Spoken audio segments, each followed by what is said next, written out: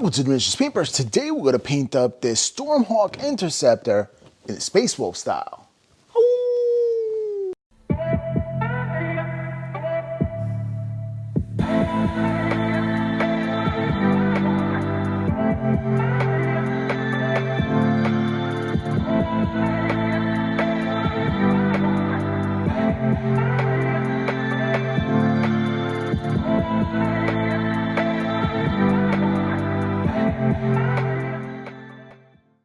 All right, we're gonna start off a little different this time. You're gonna see the finished product first right here, and you're gonna have more pictures of it towards the end of the video, so stay tuned for that.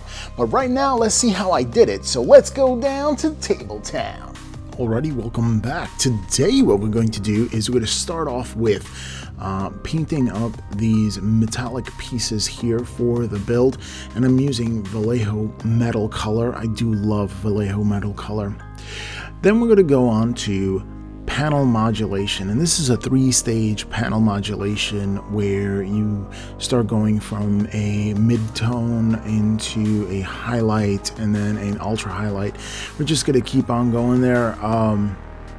Each panel is going to get attention to it. We start with the darkest color blue. Now you can do this with any color as long as you have like a low, mid, and highlight for each panel. It would definitely work and give you this kind of glow or pop because you're going to a contrast that's almost black on the edges all the way to white. So next up, we're going to varnish everything and protect everything.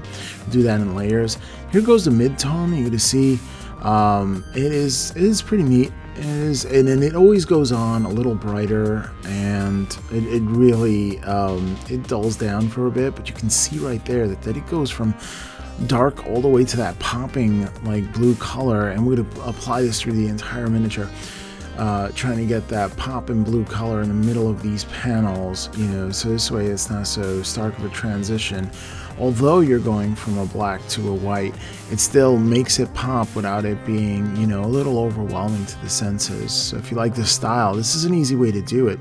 Just always aim your brush towards the center, and you see how far away that I am. I'm not like really close onto the panels. I'm actually just relaxed and hitting off the trigger. If you look at my fingers, the trigger itself is just barely being pushed back. If you're pulling all the way back on the trigger of your airbrush, I mean, you're doing it wrong. I gotta say. So yeah, just gently rocking it back and forth in order to get the flow that I want. And also, I'm using a PSI around 20 pounds. I usually do 15 to 20 pounds per square inch for these miniatures when I paint it. With vehicles, it's usually on the higher end of it, and for like small details, I'll go and lower down the pressure for it. But you can see I'm hitting every single panel. So here it is again, and yeah, I varnish it again as well as a mid step again. And now what I'm doing is the highlight, and this is almost a white. It's a very light blue that I use. I use War Colors, I think it's blue number 2. And it's like that baby blue that I am trying to get from the Space Wolves, and that's the color I use finally. So you see, I don't start off with a baby blue and paint the entire miniature. I actually go and take those 3 steps process, and this way it makes the panels glow. And there it is, another coat of varnish. You can varnish as many times as you want, it's fine. I never over varnished before. Alright, so next up on the base, I just use these leftover bits that I had from a previous project, and I wanted to cover up the stem of the plane. I didn't think that looked all nice, so I'm going to actually put glass here. Time for tip number 2. First is panel modulation. The second is a CD case. We're going to create glass, and if you don't know, subscribe to the channel if you haven't done so already.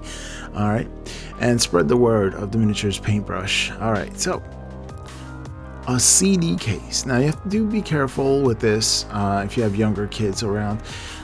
You could potentially hurt yourself with it, but it's not glass, it is plastic, but I want to give a broken glass kind of look to it, and I think this does a phenomenal job of actually getting all the glass components in, like shattered glass, as if, you know, it was just broken and left there. And, you know, I think it's a really cool kind of look.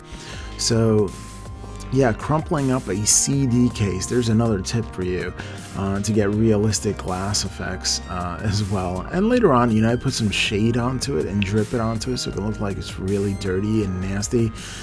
You could sprinkle a little blood onto it if you wanted to. I mean, it's up to you. I don't simulate blood too often, but, you know, in this one I didn't. I thought it was just an experiment that I wanted to share with you to see if it came out well, and I think it came out really, really well. And there it is. Pretty cool stuff right there. And there's the glass. Now, I did trim it a little bit more. I think it was bowing the center of that window there. But, yeah. So when you have it in place, you can use Tester's window glue, and that's a very specific glue, because if you use super glue on this, it kind of like, you know, it crazes. It has this like ghosting kind of effect, which I hate. But this glue over here, Tester's window glue, I think it is phenomenal for the purpose that I used. All right, so next up, what I'm going to do is do some masking. Okay, so let's get that another tip. How in the world do you actually do a straight stripe?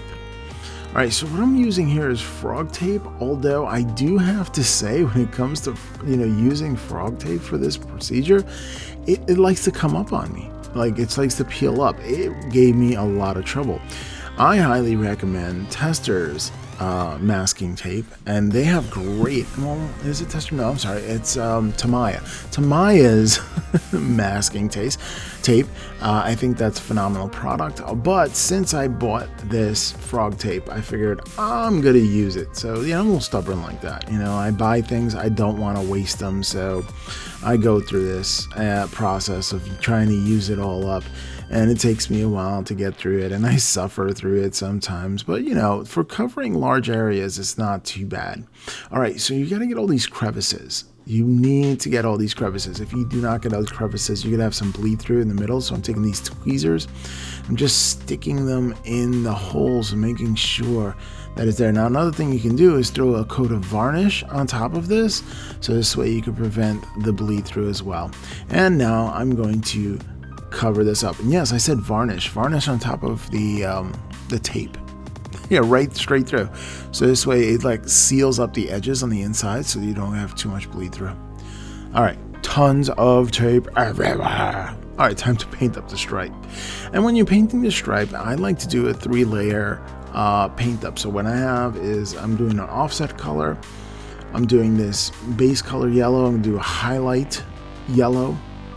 And then I'm going to use, and I like to use Citadel shades, but not just as a wash. I like to use it through the airbrush, and I think that's absolutely phenomenal to be able to use that.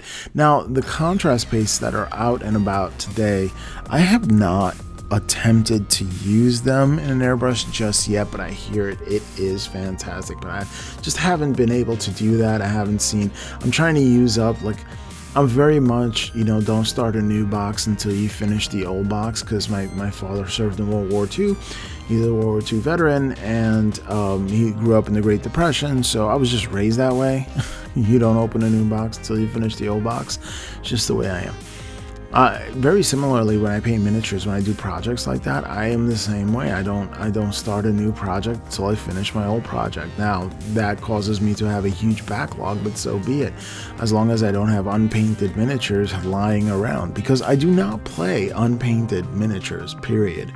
That is a standard that I that I hold near and dear and has to be painted. It motivates me to paint more when I do it in that style. Plus, I'm painting because I enjoy painting, and then sometimes I play, and that just seems to be a byproduct of what I do. All right, time for a lighter yellow. This is Flash Gets yellow, so going that lighter yellow there. And I'm going to do like a little bit of a stripe, like a glowing stripe going through across it, and it's going to be a diagonal stripe, just trying to help that pop for the yellow. See, I'm going straight in the middle there, sort of like that panel modulation there, but I'm going from, yeah, just from one end to the other, and then gonna hit the top just a little bit, just trying to get to see where would the light actually catch, and I'll try to simulate that right there.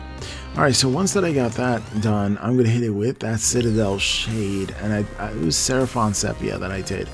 And I love having that little brown kind of tint to it. Now you may have to do it in several passes, and when you spray the airbrush, I hit the trigger just back a little bit, and then I put it back so only air is coming out, and only using the air I dry the section, and then I push back and do another layer of the shade, and then back again to just the air to dry it, and then spray it, and then dry it, and then spray it, and then dry it. It's a great way. It's how I usually do my my paintings when I'm doing a lot of layerings for the paintings. I definitely just paint or paint and then let dry, and then paint again, and then let dry, and then paint again, and then let dry. Slowly I've been bringing it up. I love glazing like that as well, and I do it with the airbrush. It's like glazing with the airbrush, you could say. Bonus techniques. All right, so there it is. The stripe is done. The stripe is done. And I love taking off the tape right here. And since I varnished everything, the tape is not pulling off any of the paint. Now it's time for a little bit of touch up. Just taking a little bit of the mid-tone. I'm spraying right here on the table because I put down newspapers, and that's just the way I do things. And that's why you see it looks like a hot mess stack there, and it's not always perfectly clean, and that's fine with me. I just took a table that I got from, I think it was a Christmas tree shops, and it was like an inexpensive table. And what I did is that I just covered it in newspapers, and I just make sure it's taut and straight and nice and even. And then I repair it with some of that tape. All right, so I did a lot of edge highlighting and a lot of details off camera. That's because this video is more centric around the tips that I can give you. Here's another tip on how to use it. Use how to put on decals. Use micro sol, then micro set in that order. Micro sol, it just makes the transfer more pliable. It kind of loosens it up a little bit, and it allows it to conform to irregular edges in some sort. Now I'm using some of the and then we do microset to set it in and remove some of the glare. Alright, so what I did was wait for the transfer to go into it. I put in the bubble, and I used the water tension, scientific water tension, in order to, retain it in water like that so it doesn't disperse. And then using that same water tension, I am going to lift up the actual transfer using my brush just like that. That was pretty cool, huh? Yeah, go science. Alright, so let me go back, and so that you can see how I actually get I'm going to transfer the image onto the miniature itself. I'm using tweezers. These are hobby tweezers. I highly recommend these tweezers. I think they're pretty neato, but it's just hobby tweezers. It's just like angled like that. You can buy them in a set of tweezers if you'd like to. And I've used this so many times. I think I need a new pair. All right, so this is how I do it. I just take some micro sol and put it onto the brush, and just like transfer it over just like that. Yeah, and then just like move it into place, right? Just move it into place, and it's being conformed because I used the micro sol in there. And then I'm going to smooth the micro set to just finish it up and make sure that it sets into place. And you could play around with this. I definitely played around with this. Again, I did a lot of the actual detail painting. I've done it in other videos, like so many times. This video, I wanted to be very specific about certain tips that you can use for model building, and I wanted to bring those tips to you. Not the full build of the Stormhawk Interceptor, because I've done a lot of full builds before, and some people have commented that they'd rather the small technique videos than the full builds, and I'm like, okay, it's easier for me. Alright, so there it is, micro set now being applied to that, and I'm using it as a kill marker. Alright, and then finally ultra matte varnish, and I liberally apply ultra matte varnish to these decals just to make sure that any kind of like areas disappear along the edges of the decal, like that, you know, that shimmery gleam that it gets, and then the edges as well, and it looks like a decal. Well, if you put a lot of that, it'll just look like you painted it. Actually, I've gone into competition painting and done decals and did it this way. Now finally airbrush with that matte varnish, and that is how I do decals. Alright, so a whole bunch of tips in this video. Hopefully it was useful. Now let's get on to the pictures and see how it all turned out.